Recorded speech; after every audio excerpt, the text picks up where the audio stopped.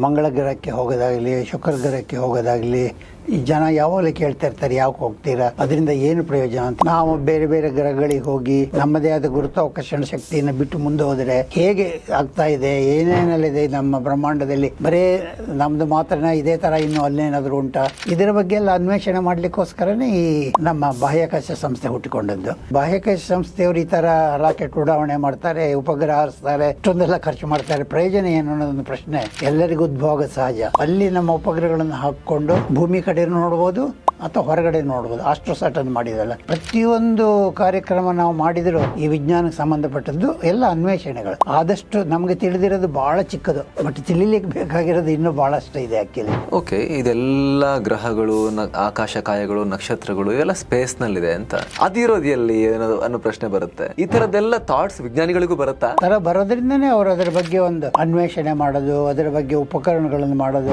ಈ ತರ ನಾವು ನೋಡಿದರೆ ಗೆಲಿಲಿಯೋ ಇಂದ ಶುರುವಾಗಿರ್ತಕ್ಕಂಥ ಈ ಅನ್ವೇಷಣೆ ಇದುವರೆಗೆ ಏನ್ ತಿಳಿದು ಅದರಷ್ಟು ಮಾತ್ರ ನಮ್ಗೆ ಗೊತ್ತು. ಬಟ್ ಅದನ್ನ ಏನು ಅಂತ ಹೇಳಿದ್ರೆ ಇದಕ್ಕೆಲ್ಲ ಬಹಳಷ್ಟು ಖರ್ಚುಗಳಿದೆ. ಹಾಗಾಗಿ ನಾವು ಇಡೀ ಒಂದು ವಿಷಯ ತಗೊಂಡ್ರೆ America, Russia, Europe, China, India ಇಷ್ಟೇ ಜನ ಈಗ ಮಾಡ್ತಾ ಇರೋದು. ಫುಲ್ ವಿಡಿಯೋಗಾಗಿ ರಿಲೇಟೆಡ್ ಲಿಂಕ್ ಕ್ಲಿಕ್ ಮಾಡಿ.